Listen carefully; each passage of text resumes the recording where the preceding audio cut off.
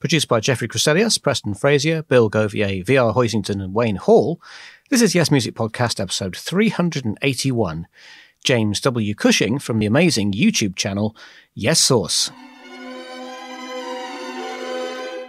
This is Bill Bruford, the ever-enthusiastic young drummer from the group Yes, and you're listening to the Yes Music Podcast.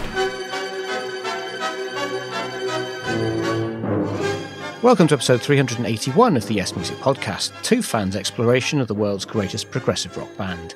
I'm your host, Kevin Mulrine, and co-host Mark Anthony Kay will be along a little bit later on. You can always get involved with the podcast, and please do, via the various different ways on the site, yesmusicpodcast.com. Mark and I had a very enjoyable conversation this week with Jim Cushing about his Yes blog and YouTube channel. He's collected together an amazing collection of rare Yes ephemera for your delectation, and he's a lovely guy as well. Listen to the whole of our interview in a few moments. This week on social media, it was a slightly quieter week than usual, but dates and booking details are out now for some of the Royal Affair tour, so if you can get to one of those concerts, you're bound to be in good company. Billy Sherwood and Alan White have been posting about their individual rehearsals, and there are plenty of hints at unusual songs being prepared. Daniel Crone posted his views on another Yes live album, and Roger Dean's official page added shots of him allegedly working on the painting, which is being used for the front cover of the forthcoming Yes 50 live album. Preston Frazier received his copies of 1000 Hands, finally, and Miguel Falcao is still promoting the Play for Chris 5 project. You have until the end of May to get your video to him, which reminds me I need to get practicing. Bob Keeley has been musing about Steve Hackett and Yes, having very few hits they feel they need to play at every live show. And Jeffrey Mason and Brady Queen added a link to a collection of 80s power ballads, which includes If Only You Knew from The Ladder. Patrick Gannon was impressed with Yes alumnus Tom Brislin playing with Kansas, and Jeffrey was back with an in-depth interview with Bill Bruford. Adrian Bell's Progressive Alternative Show has hit the airwaves with episode 106, and there was a Yes-related act on Britain's Got Talent, the UK TV show, this week, but I'm afraid it all passed me by completely. If you knew what that was all about, please tell us.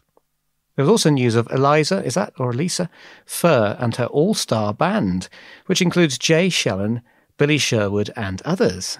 They're doing a tour playing Celine Dion songs. And the questions have been posed. Is this what Yes members should be doing?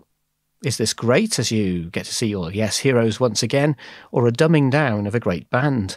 I'm keen to have your views on that. Kenny Brown has been listening to One Live Badger, and Doug Curran fed back some interesting views from his friendship with Peter Banks on last week's show notes. Do go and take a look at that.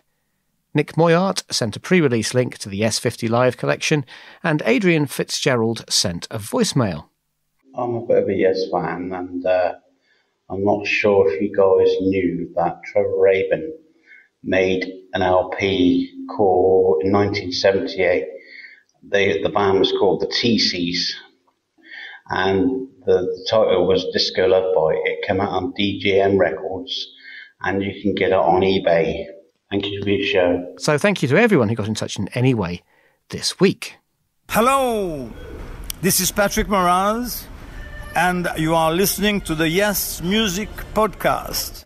So someone that you may not have heard the name of, but you may well know about his activities online to do with Yes, is Jim Cushing, and he's here with Mark and I now. So, hello, Jim. Hi, guys. Pleasure to be on. Thank you for asking me.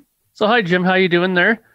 Good, than's. Probably the first sunny day in a week here in Philadelphia. So, oh, I know the feeling because I'm just having the first sunny day here too in a very long time. So let's start things off on a positive sunny thing. I know John Anderson would approve. So we all have had our own Yes story. So when, where, how, and why how did Yes start with you? Well, it's funny. I'm in my 40s, so I was in junior high school back in 1988. I was sixth grade. I'm a Christian. I'm an Anglican, actually, for your British listeners, Anglican Church in North America. And at the time, I was going to Christian school, and they weren't too hip on the secular rock and roll, even at the late 80s. And so I was talking with some friends in study hall or something or other, and this kid called Andrew Cox was going on and on and on about how he liked this band U2, which is ironically a Christian band probably nowadays. And these two other guys who I was friends with Tim and Bill Frazier, he said, well, I really like this band Petra because their covers are cool and they have guitars in the shape of spaceships and all kinds of cool stuff. And I said, all right, so I'll pick up a couple of Petra albums because I really wasn't into music at all. I was, 12 and just getting into it. And so I got a couple of Petra albums, and just at that time, back in like 86, or just a couple years before this, Petra got involved with the Elefante brothers. I don't know if you, John and Dino Elefante, I don't know if you know who they are. They for progressive rock people, they got involved with Kansas. John, I think, was a singer for Kansas for a while. And so Petra was sort of getting influenced by this sort of Kansas guy. The guys are going to become Kansas. And so at that time, they were sort of, I guess, entering into that sort of mode of playing, which they were already doing in 85. They came out with Beat the System kind of concept album.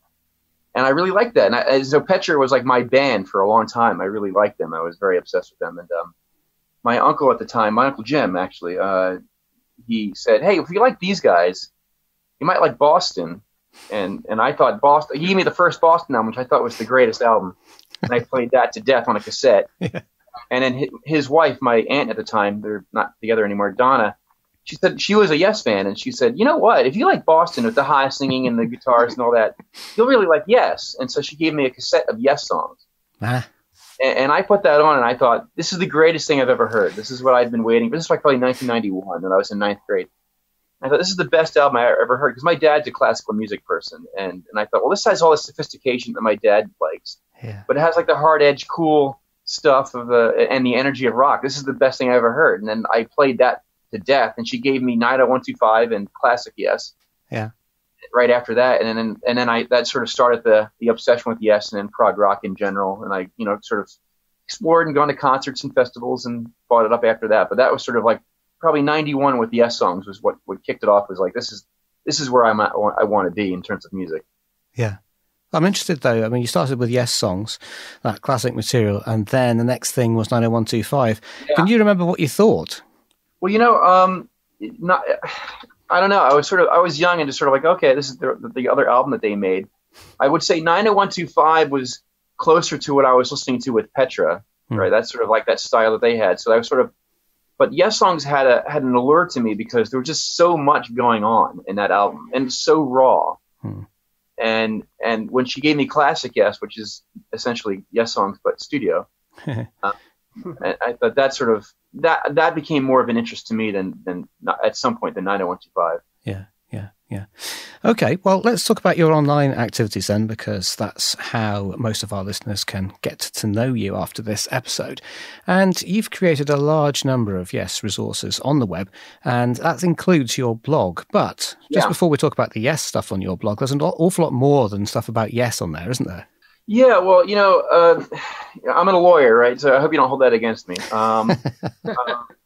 In Philadelphia, no less, right? We have a reputation, I guess. And this is also hometown Philadelphia for Yes. I mean, Yes is home away from home here in Philadelphia. And so I'm a columnist. I work for the law office of Faye Reva Cohen, and I decided to become a columnist in like local legal newspapers, the Legal Intelligencer, or upon further review, the Pennsylvania Family Lawyer, and stuff like that. And at some point, I wanted a place to catalog and create a bibliography for myself. So I started a blog and would upload my articles as they were published in the newspaper. And that, honestly, it's, unless you're really reading it, it's kind of boring and dry and technical and that sort of stuff, that kind of stuff. So, and other people were getting success in writing blogs, right? Because that's the new way. That's the future is the internet, right? So you have to have an internet presence. And so I wasn't getting very many readers, and so all right, I wanted to write. I started trying to write original material. So at that time, this is about 7 or 8 years ago, at this point, Roger Dean was suing James Cameron. Yeah. And so I thought, okay, you know what? I'll try to get my music. I'll try to attract some music people into reading my blog by writing about Dean versus Cameron. Mm-hmm. So I wrote a variety of posts and uploaded all of the legal documents in those cases. I actually did another podcast a number of years ago with a patent lawyer called Anthony Verna, the Law and Business podcast, all about why that case wound up the way it did. And because unfortunately our guy Roger did not win that case. Yeah. And so that sort of launched me writing and posting other things. I write about theology because, like I said, I'm a Christian, so I like that. And I write about music. And unfortunately for my legal career, the Roger Dean stuff got the biggest hits in my blog, which was not the intention of my blog, but it is what it is. And so I thought, you know what, I'll just start writing about music, and maybe people will read my legal writing while they're there. I'm not sure if that's really happened, and so I started uploading. I've been to a ton of Yes concerts and a ton of other prog rock concerts. I went to every single Near Fest except for the first one. Right. Northeastern Art Rock Festival, and so I started uploading pictures and reviews and the tour books and the T-shirts and the ticket stubs, and just sort of as a way of like increasing the Yes stuff out there on the web. And at some point I started running out of material, and I thought, you know what, I got 150 gigs worth of esoteria that I could put up on YouTube, and that's sort of what inspired my YouTube channel. Like, it's just sitting there doing nothing. Right. Might as well put it out there. You also have a great Yes YouTube channel. What do you concentrate on there? Well, I'm just putting up my collections. So so the way I know there's some people out there that just like hoard all these concerts, and I don't know, that really wasn't interesting to me. So my focus is, when it comes to live material, I don't know how best to explain it, but I want to have a copy of every song that Yes has done on every tour, or at least one. I don't need to have 10 shows from every tour. That seems repetitive, but because some people do that, right? There's a couple of websites out there like that, but I like to have one complete show, at least one complete show, and then a version of every song that they played if they rotated the set list from time to time. So that's sort of my goal, and then it sort of parlayed into, well, there's other stuff out there like studio sessions and rehearsals and singles and B-sides, and it sort of grew out from that. And you know, I come from a hoarding family, right? So I'm very good at like collecting things. My wife, who's a clinical therapist, says I have obsessive compulsive personality disorder. So I'm very organized in my hoarding.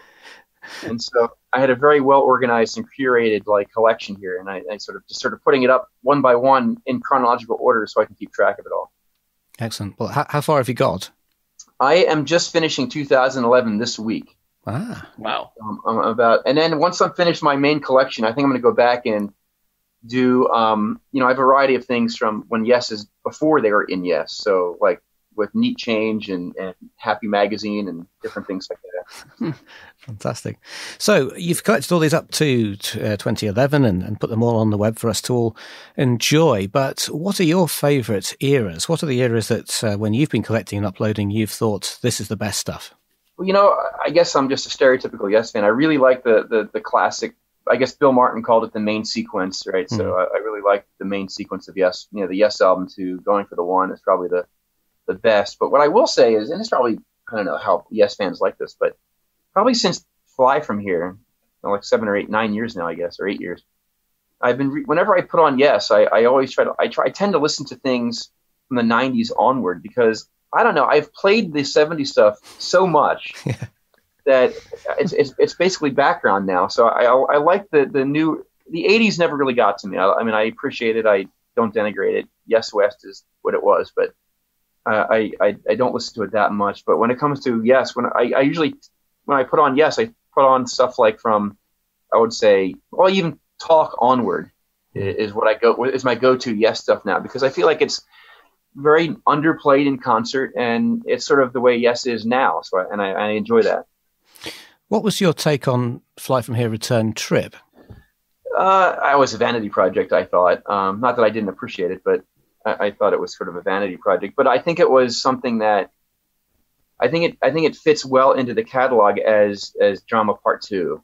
And I think that's what the fans really were hoping for when it first came out, because they sort of tempted it, right? Because Trevor Horn was in there producing it. So, and I think that in terms of the two different Fly From Here, the suite itself, in my opinion, I think they both there's differences between the two, and I think that the best Fly From Here has elements of both.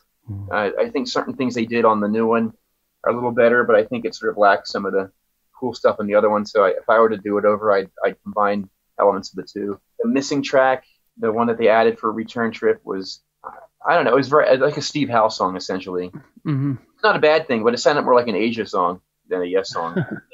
Don't take no for an answer, wasn't it? Yeah. I just looked it up. Yeah. That's the one. Yeah, it's sort of like an Asia song to me. I'm not going to take it. It's the most recent Yes song that they've made, so Yes, I'll take it. But Yeah. I really thought Fly From Here was a great album. I really, really enjoyed that. Mhm. And in fact, my kids who are 6 and 10, that's their favorite Yes album. That's the one they always ask for some reason. So cool. Interesting. it has that really cool beginning, right? That has like the quiet and then the loud, and then the singable chorus. So it works. So I'm very curious to hear your answer about this question. So, what would you say are the most surprising Yes items you have come across and added to your online collection? I thought about that question after I got it from you, and I would say, to me, I am really surprised about how many videos are available from the 60s and early 70s. I was really shocked at that. I mean, in fact, one was just sort of unearthed recently in the last year or so of Yes playing a show, I want to say in Belgium, video material of them playing. Oh, no, it was Wiesbaden, sorry.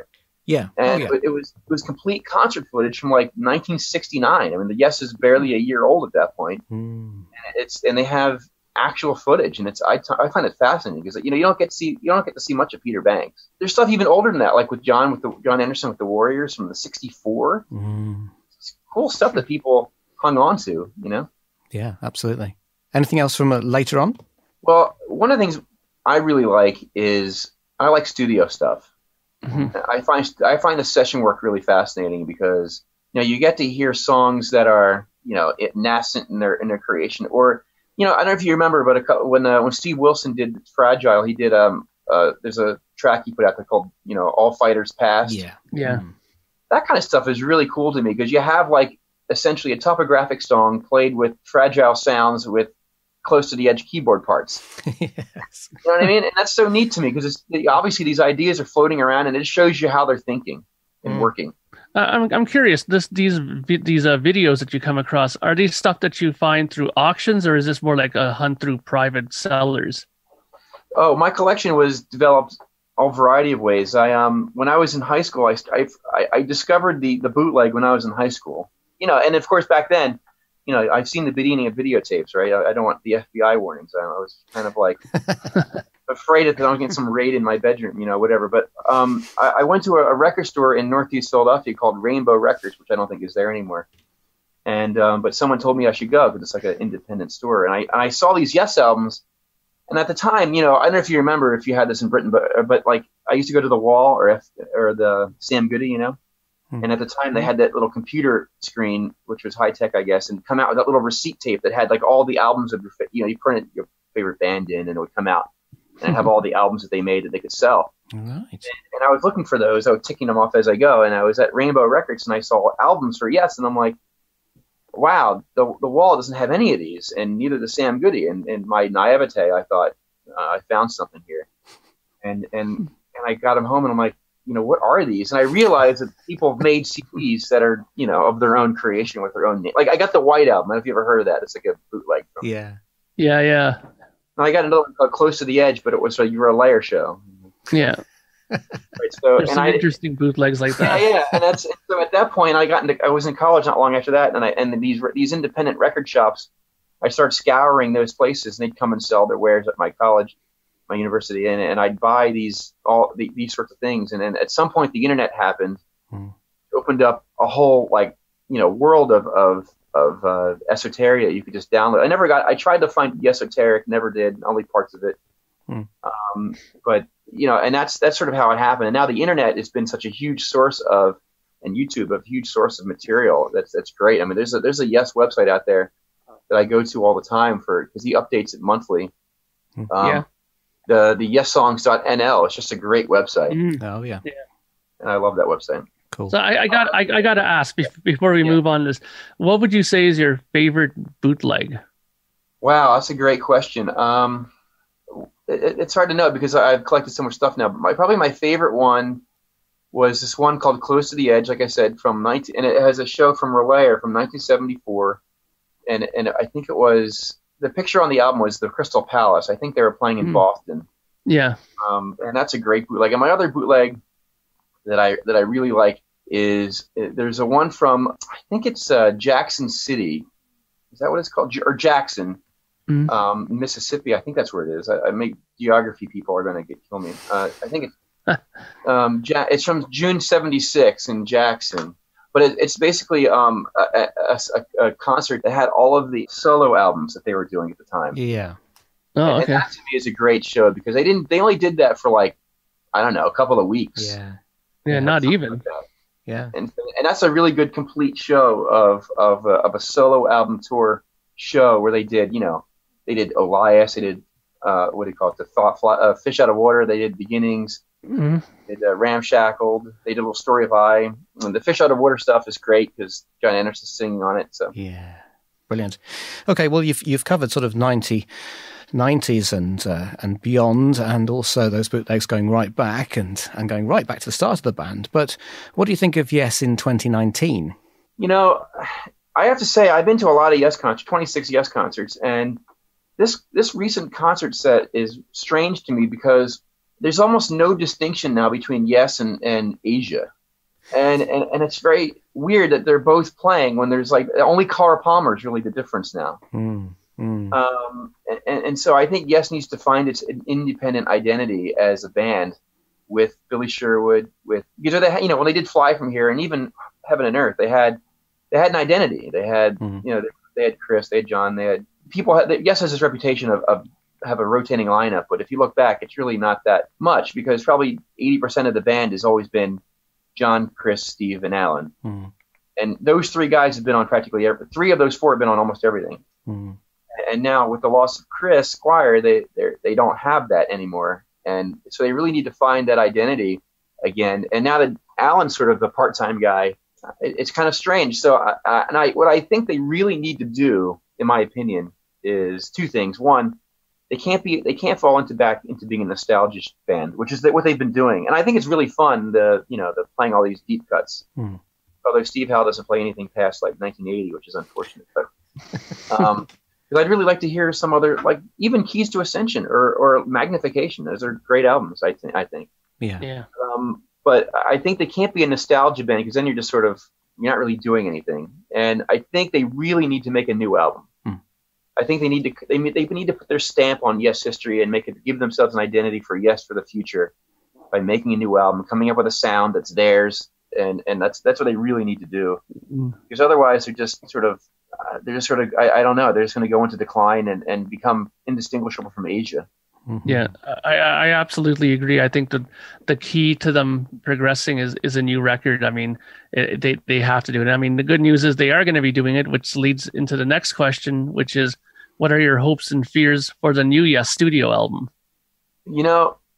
I think with a band that's been around 20 years, much less 50 years, is that, because Yes had this problem 20 years ago, is that when you have such a pedigree of albums and a reputation and a style, I think making a new album is really hard because you come out with a record and it's going to be, that doesn't sound like the Yes that I expected. That's the criticism. Or they make an album and it's going to be, oh, that's just Yes paint by numbers. And, oh yeah, that's what they always do. And so they can't get out. It's like a weird trap. The last two albums are a perfect example of that. Fly From Here is, oh, that's just Yes, that's retro. That's sort of Yes trying to be who they are. And then they come out with something that's completely different, whether you like it or not. Heaven and Earth is like nothing they've ever done. Yeah. And that's not the Yes that I like. And so I don't know how to get out of that conundrum except that they need to be confident in who they are and be the band that they are today, and just be confident that that's going to have enough that they have enough talent, enough creativity that's going to be worthwhile. And I think Billy Sherwood's a good songwriter. I think John Davison's clearly a good songwriter, and Steve Howe's I don't know if he's a good songwriter, but he certainly has great guitar parts and good guitar things to add. And so I think they could do something interesting. Well, the one thing that I think that they desperately need to do that I think that would help them is that they need to start, and I don't know how to exactly do this, but I think they need to try to get a younger fan base, because when they have such an older fan base around them, that's going to happen all the time. Oh, this is not the way. I don't like this version. I don't like that version. You can never please that. When you get a new, young group of people in who don't have those expectations, they can always kind of build on it from those people. But it's difficult to do that, to get somebody who's between the ages of 10 and 15 to get into a band that's 50 years old. Yeah, and I think the problem that you have is that, first of all, progressive rock is not exactly hip anymore. Or I don't know when the last time it's been hip. It had like a little resurgence in '94, I guess, and then maybe in '04, but it's not really that popular. And what I think, in order to do that, in my view, and I've been to Near Fest and different things like that, is that they need to do things that they wouldn't want to do as a well-established 50-year-old band. Like Steve Howe might have too much pride to play at festivals. I think they need to go back, sort of be grassroots again, and establish themselves as a new sort of happening band, playing, not necessarily small venues, but doing the festivals and doing the doing podcasts and YouTubes and things of that nature that would really capture the attention of the younger people. Because, I'm not exactly. I don't know where I fit in with the old or young. I'm 42, so I'm younger than yeah. I'm younger than the entire band still, but John Davison's like 46, so or something like that. So I guess I'm on the younger side, but even I are like I like the older stuff, and I really appreciate when they toured with Kansas and they toured with Procol Harum and they toured with Alan Parsons. That's a long time ago now, but and they toured with these older groups. I really like that. I appreciate that because I want to see those groups, and I wouldn't necessarily buy tickets to Alan Parsons independently, so I could see him with. But I don't think. I think what they did with at their last Chris Squire tour, where they played with Sid Arthur, that's the kind of stuff they need to do. Yeah, it's interesting. Just going back to the record for a second, though, how much do you think it's dependent on getting the right producer? That's a good question. Yeah, everyone likes Trevor Horn, but is he? One of the questions I have is he the producer of the past, or is he a producer of the future? And would a current producer really understand what they're trying to accomplish? I don't know. Billy Sherwood's a producer, but self-produced albums are, I don't know, they're either really good or problematic. To me, you can't. A producer, he only has the material to work with the band produces, right? He's not writing. And so I think it's up to the band to come up with the material. And if they have good material, I feel like it's like that story that Rick Wakeman once told when he was working with Bowie, which is, David Bowie he would use the most beat up, crappy guitar to come up with songs and then play them for Rick Wakeman. And then Rick would say, oh, that's a great song. And then because it's on this like crappy guitar with virtually no editing or producing or whatever, you have a nugget of something that's really good, and then you add layers to it that make it great. So I think a producer could make a good product great, but I don't think they can make the band into something they're not. But you know what, though? There's a lot of good producers out there that are good songwriters. I refer back to Robert John Mutt Lang is a great producer who's a great songwriter. Stephen Wilson is a fantastic songwriter, but is a producer as well. So I think that's actually something that they do desperately need. Because even when they had Bruce Fairbairn, who did The Ladder, which I think is the best record they had done in a long time, I think still it's probably one of their best studio albums. He was a strong songwriter as well, and he guided them pretty strongly and said, no, this is garbage, work on this. This is good, let's keep that. So I think they kind of need somebody like that. Yeah, you might be right. I don't know who that would be, though, because I don't know who the cool, I don't know who the cool producers are and who would even be willing at this point. Because I think Roy Thomas Baker was a mistake. Yes. He was a mistake when they tried to do it in Paris. and maybe Chris Squire was trying to complete the circle or something. Yeah, quite possibly. But honestly, what's interesting, I don't know people. I know Heaven and Earth is not exactly a well-liked album, but what's interesting is that one of the complaints about Paris was that it was really twee. And then they make Heaven and Earth, which is also kind of that way. I wonder if that's the influence of Roy Thomas Baker. Okay, so we're coming towards the end of the time that we've got, but I would like to get your thoughts about, you've talked about the changing personnel over the years and the fact that there was this core for a long time, and clearly people like Steve Howe and Alan White and so on can't keep going forever. So do you want to see the idea that Chris Squire was keen on, of the band just continually changing personnel and going on, well into the future? Well, I wonder if John Anderson's going to rejoin. He keeps making ovations, and at ARW doesn't seem to be happening. Please don't. I don't know. It seems really insincere to me, but I don't know. I don't have any animus toward John Anderson, but his sudden interest in Steve's band is I don't know. This seems mercenary to me, but But in terms of I think the key to the personnel changes is one, it needs to be organic, in my opinion. So, it can't be, this is the new Yes and just go forward. They have to have some kind of a connective tissue with what came before. So, Jay Shellen's a great example of a guy who probably could fit right in because he has a long pedigree with the guys in Yes and Asia for that matter, which is, whatever. And John Davidson's been with them for like 7 years, and it was invested in an album and with the guys. So it can't be just here's a new lineup and go, because then there's no connective tissue. It's then you have this weird like ontological discussion as to what makes Yes, and it can't be just any collection of guys. It has to be some connection to the band, I think. And I think, to me, the biggest question mark for Yes in terms of the perpetual future band is who's going to play guitar. Yeah. I mean, that to me is the biggest question because, Peter Banks is gone, obviously, but he had some claim. Trevor Rabin, I mean, he doesn't seem interested, A, and B, he just doesn't seem to be the guy. I mean, even when he was in Yes. He's not the right one. No, I mean, I don't want to diminish his talent, and the music that he made with Yes is interesting and good, but he never really got it. I don't think what Steve Howe was trying to do, and I don't think he would be the guy. And so, I mean, there's Jimmy Hahn would be the, he was, because it's my YouTube channel, I make the rules, right? So I think that I sort of think the first Circa album is a quasi Yes album. In my opinion, I put that on my channel with Circa Live. Only the first one, because it had, Alan White, Bradley Sherwood, Tony Kaye, and Jimmy Hahn, who played on Union. So that to me is a close enough Yes lineup.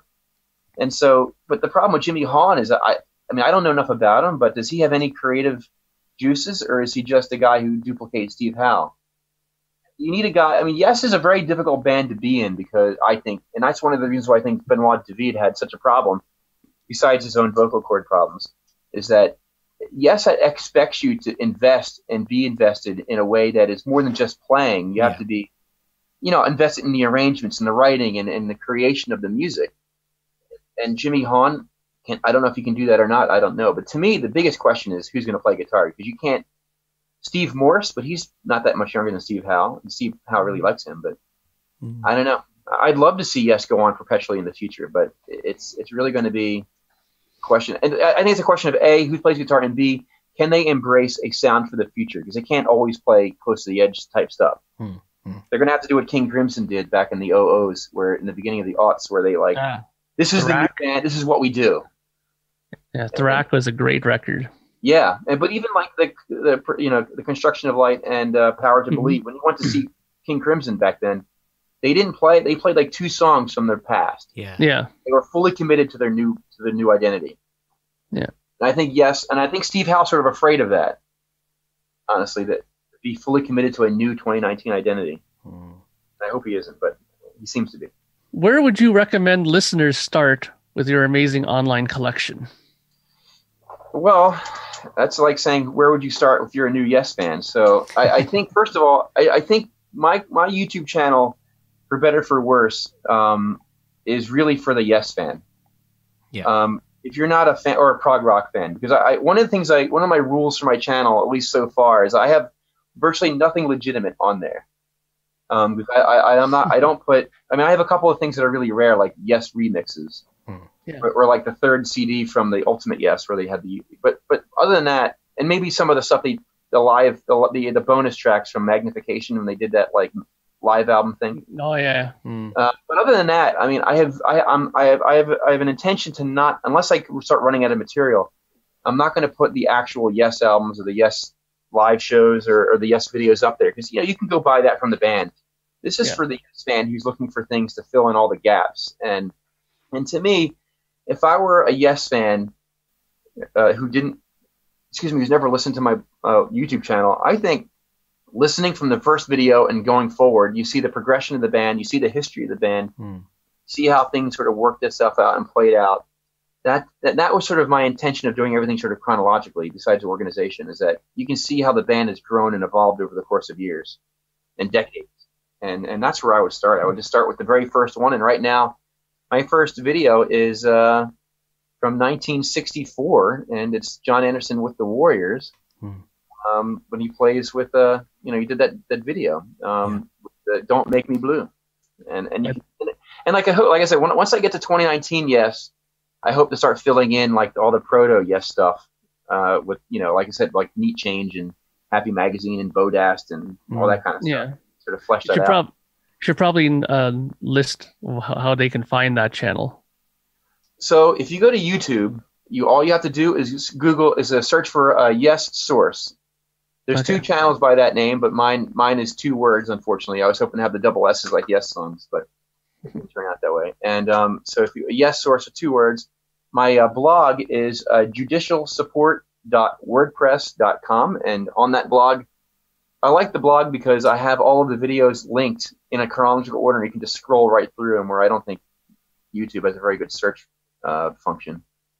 And everything is right there. And what I do on my blog is I put all the links to every video on it, and then I also put collections up. So I have Live in New York 1997, and that's a link on my blog that's like insular, and you can get all those things. Or Yes in the Studio for Close to the Edge. That's sort of an insular link on my blog that you can go see it. And so I sort of organize things really well there. Brilliant. All right. Well, thank you very much indeed, Jim, for coming and talking to us this week. No, it's my pleasure. I'll put all the links for those in the show notes for this week's episode as well on yesmusicpodcast.com. But for the moment, Mark and Jim, thank you both very much indeed. No, thanks. My pleasure. I really appreciate it. Take care. Olá, sou o Miguel Falcão, de Coimbra, Portugal. Estão a ouvir o Yes Music Podcast.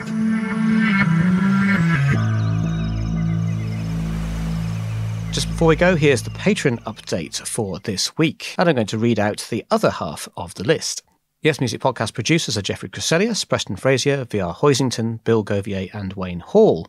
And Yes Music Podcast patrons are Aaron Steelman, Joost Magleff, Bob Martalotta, Brian Sullivan, Chris Bandini, Craig Estenes, Dave Owen, David Hayden, Lind, David Pannell, Dave Watkinson, Dem, Doug Curran, Fergus Cubbage, Fred Barringer, Jeff Bailey, Jeffrey Mason, Guy de Rome, Henrik Antonsen, H.B. Peterson, Ian M.B., Jamie McQuinn, Ken Fuller, Jeremy North, Jim, John Cowan, John Holden, John Parry, John Thompson, and Barry Gorski.